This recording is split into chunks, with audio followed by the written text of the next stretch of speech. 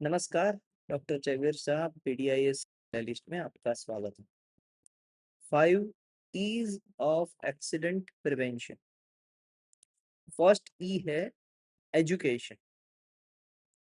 Worker को training देनी होती है, अवेयरनेस क्रिएट करना होता है, जिससे अगर कोई हैजार्ड होने वाला है तो वो रुक जाए, तो उसे कहते हैं एजुकेट कर। किनको? वर्कर्स। तो फर्स्ट स्टेप है, फर्स्ट ई है एजुकेशन। वर्कर्स को ट्रेनिंग देना, अवेयरनेस बढ़ाना। एग्जाम्पल, फायर ड्रिल की ट्रेनिंग देना, केमिकल हैंडलिंग की ट्रेनिंग देना। नॉलेज से गलतियां कम होती है। तो अगर पता ही है कि हर एक में क्या होता है ना, इमरजेंसी पैनल कोड जो लगाया जाता है केमिकल पे, वहां पर लिखा होता है कि फायर ब्रिगेड आया तो किस तरीके से वर्क करना है, कौन से इमरजेंसी कांटेक्ट नंबर पे डिटेल कांटेक्ट करना है in case of any hazard. तो वो चीजें लिखी होती है, हैज मेट कोड लिखा होता है, तो वहां से काफी सारी चीजें अगर पढ़ाया है तो काम आएगा, अदरवाइज। नेक्स्ट है इंजीनियरिंग। वापस आता है कि जो मशीनरीज है वो प्रॉपरली गार्ड होनी चाहिए। अगर गार्ड नहीं है तो एक्सीडेंट के चांसेस बढ़ जाएंगे। इंटरलॉक्स देने चाहिए वेरियस प्लेसेस पे, एंड ऑटोमेशन को बढ़ाना चाहिए। तो दूसरी बात है इंजीनियरिंग। तो इंजीनियरिंग में क्या चीजें आती हैं? Safe design of machines, guards, interlocks, automation. Example, जिनको प्रॉपरली गार्ड कर, प्रेशर रिलीफ में लगा, रोल हजार्ड को एलिमिनेट करने के लिए काम। तीसरा ई है एनफोर्समेंट।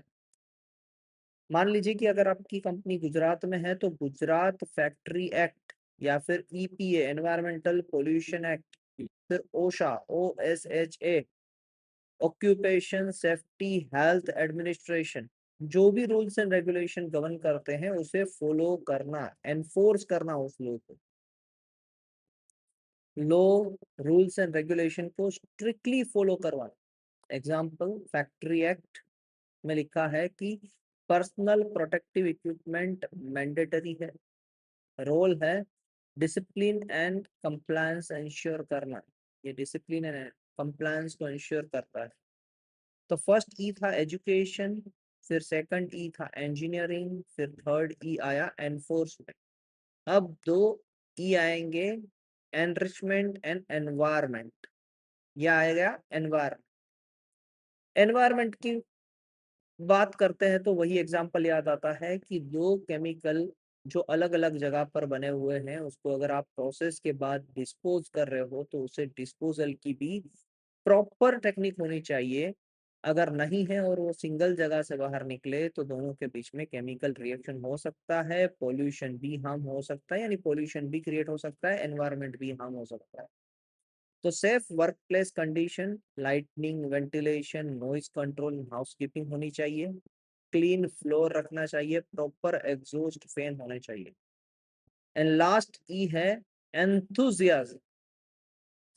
तो सेफ्टी कल्चर डेवलप करना होता है, जो भी सेफ्टी कल्चर को अडॉप्ट करे उसे अप्रिशिएट कीजिए, ताकि बाकी लोग भी उसी को देख के अप्रिशिएशन के भाव से उस चीज को अडॉप्ट करें।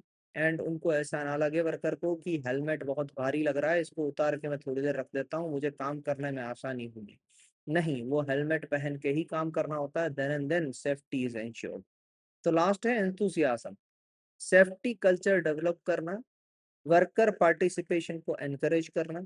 एग्जाम्पल, सेफ्टी स्लोगन्स कंपटीशन रखना, rewarding safe worker, and role positive attitude and safety as a habit, safety को हैबिट बना।